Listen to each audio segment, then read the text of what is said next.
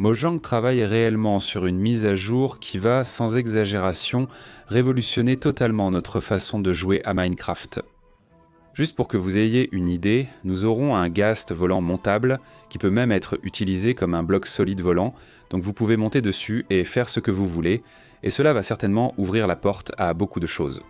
Installez-vous confortablement et discutons de toutes les annonces faites lors du Minecraft Live 2025.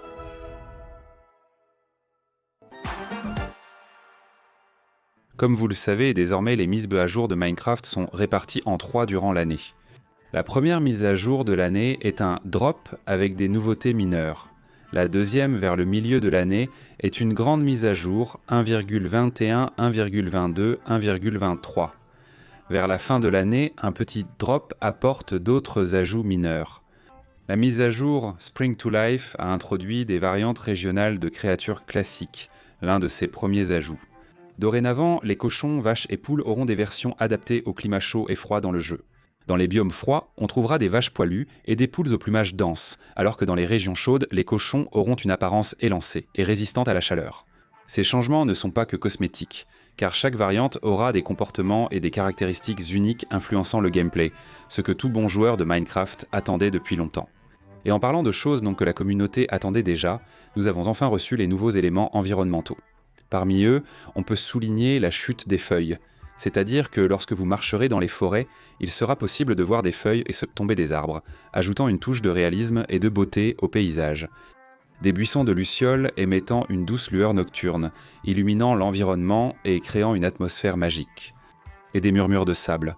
Dans les déserts, nous pourrons entendre les sons doux du vent soufflant sur le sable, renforçant l'ambiance de ces biomes arides. Bien évidemment, ces nouveautés ont pour objectif de dynamiser l'univers de Minecraft et d'inciter les joueurs à explorer tous les recoins de la carte pour les découvrir.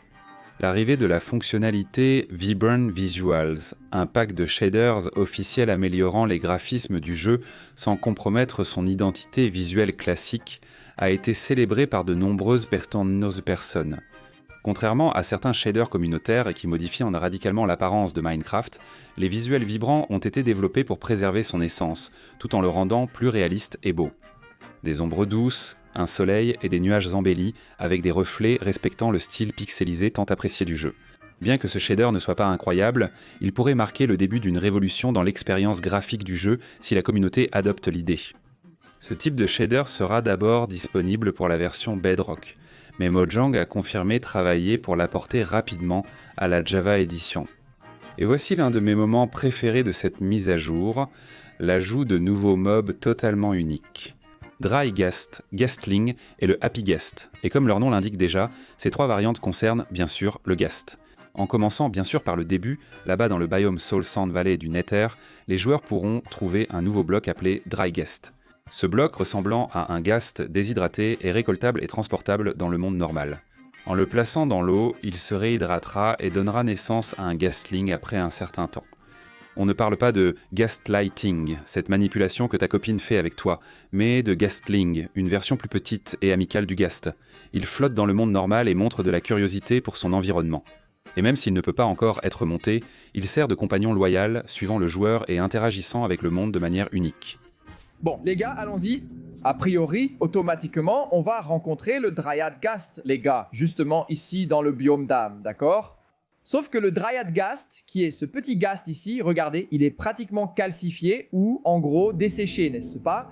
Il sera découvert d'une façon assez peu commune, tel un œuf de dragon, mais ce n'est pas non plus si exceptionnel que ça, n'est-ce pas? Donc tu vas te balader ici, mec, dans les biomes d'âme, et tu vas devoir essayer de trouver ce Dryad Ghast caché quelque part. A priori, au début, je pense qu'il sera plus facile de le trouver, par exemple, près de ces os ici qui se trouvent aussi dans le biome de sable des âmes. Une fois trouvé, les gars, vous pouvez simplement, par exemple, venir ici avec votre main, casser ici le ghast sec, vous allez récupérer le ghast sec. Et bon, une fois le ghast sec récupéré, il va falloir, en fait, les gars, retourner dans l'Overworld pour qu'on commence à l'hydrater. On active le portail et retourne dans l'Overworld. Je viens d'hydrater un ghast, je vais essayer avec le deuxième. J'ai mis le ghast dans l'eau pour voir progressivement s'il va changer de tête. On verra bien. Regardez, c'est génial. On a notre deuxième ghast converti. Ils se mettent directement à produire un son différent. Tu vois ces petites branchies rouges ici? On dirait un mélange entre un chaton et un fantôme. Et c'est là que vient l'astuce. Ton objectif est de le nourrir avec des boules de neige pour l'aider à rester heureux et hydraté. Et avec le temps, comme un Pokémon, il va évoluer en Happy Guest. Eh bien, mes amis, nous arrivons ici à l'extase. Est-ce que c'est déjà possible, hein? Est-ce que c'est déjà autorisé? Est-ce qu'on peut déjà fêter ça? En effet, le Happy Guest est un nouveau moyen de transport aérien révolutionnaire montable, conçu spécifiquement pour le multijoueur. Étant la forme adulte et évoluée du Guestling, le Guestly garde sa nature amicale et offre une nouvelle fonction, la possibilité d'être monté. Un nouveau craft spécial permettra aux joueurs de fabriquer une selle qui, placée sur le Happy Guest, leur permettra de survoler le monde de Minecraft et d'explorer la carte d'une toute nouvelle perspective. Ce mob peut transporter jusqu'à 4 joueurs à la fois, ce qui en fait un outil précieux pour les aventures de groupe et les constructions aériennes. Et j'ai trouvé cela très intéressant parce que cela valorise beaucoup le gameplay multijoueur.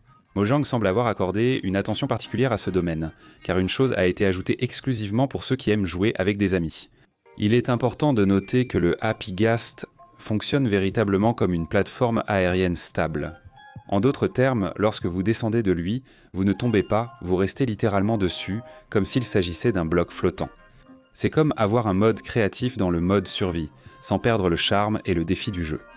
Bien sûr, à ce moment-là, Vinicius 13 doit être excité par la poudre rouge ou Redstone en pensant aux nombreuses farms qu'il pourrait améliorer avec cette ressource.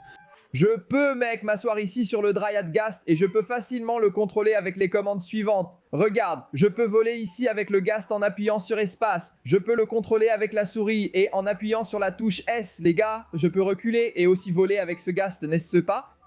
Je vous montre comment voler avec ce Ghast. C'est fascinant. Vous pouvez voler dans toutes les directions. Il existe différentes variantes de couleurs et la stratégie fonctionne toujours. Regardez, en appuyant sur Shift, il s'immobilise comme un véritable bloc.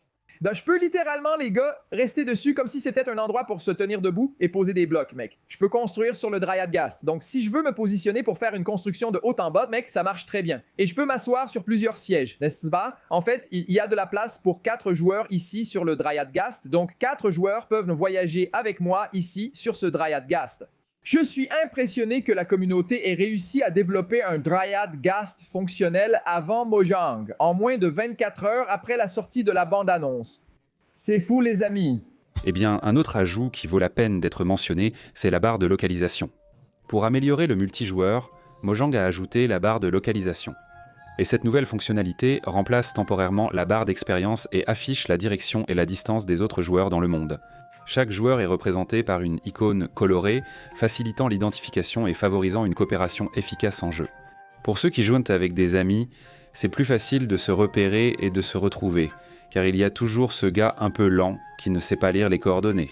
Mais ce serait très utile sur les serveurs de mini-jeux.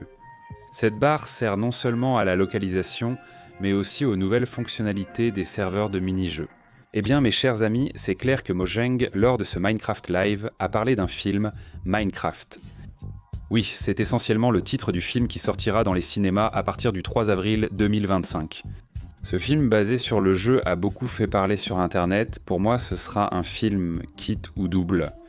Ou bien ce sera vraiment nul, inintéressant et ennuyeux, sans rapport avec le jeu. Ou bien ils vont vraiment surprendre en créant une histoire amusante basée sur des éléments du jeu auxquels nous avons joué toute notre vie. Et un scénario consiste essentiellement en 4 personnes transportées dans le monde cubique de Minecraft, où elles devront maîtriser les compétences de cet univers avec Steve pour protéger le monde dans lequel elles vivent. Et la communauté est divisée quant à ses attentes.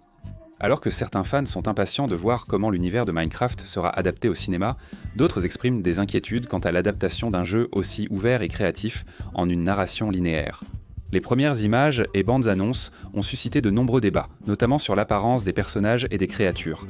Si vous êtes de São Paulo, la communauté Minecraft de Twitter et Instagram, Comunidad MC, prévoit d'aller voir le film ensemble au cinéma Shopping Eldorado, le 5 avril à 17h40. Pour plus d'infos, consulte Twitter ou Instagram, invite tes amis et rejoins-moi là-bas pour une petite photo. Pour poursuivre sur les nouveautés du jeu, il faut noter que des snapshots sortent régulièrement avec des éléments vraiment intéressants.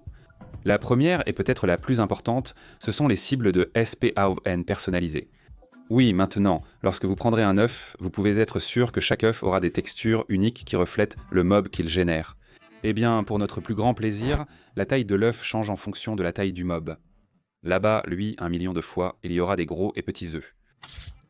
Des œufs de diverses textures et saveurs pour donner ou vendre.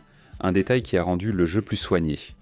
Enfin, quelque chose dont j'ai déjà parlé dans au moins 10 vidéos, le jeu n'avait pas d'arbres tombés.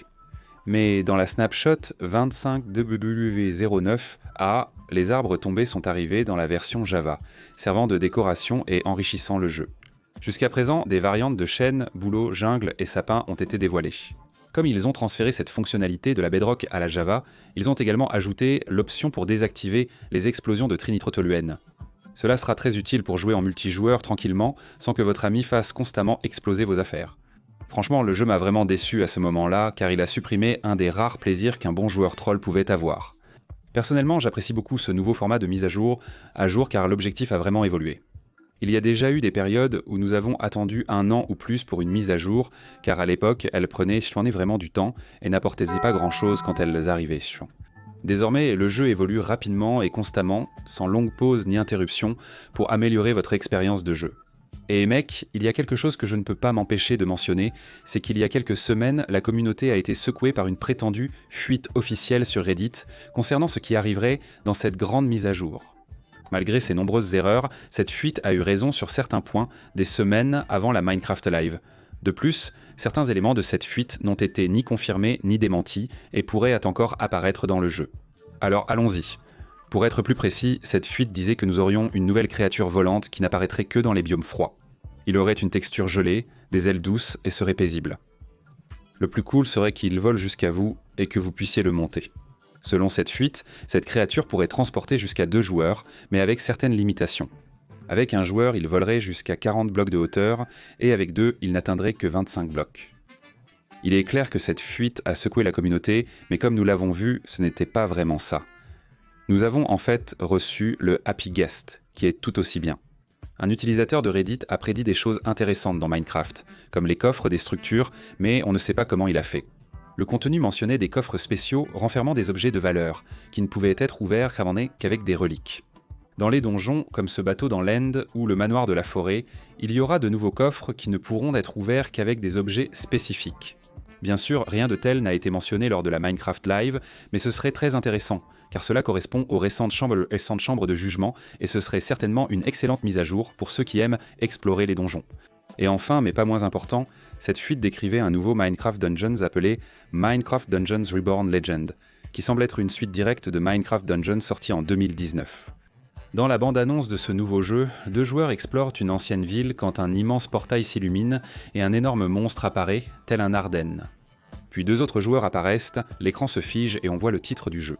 La date de sortie serait supposément le printemps 2026, donc c'est pour bientôt. On n'a rien eu d'officiel à ce sujet, mais réfléchissons-y un peu. Le gars a pratiquement deviné la question du monstre volant et, tenez-vous bien, il a aussi visé juste concernant la barre de localisation. Oui, dans la fuite, il en parle précisément, comme vu lors de la Minecraft Live. Si vous avez apprécié ces infos, abonnez-vous à la chaîne et suivez-moi sur Instagram, eminen77.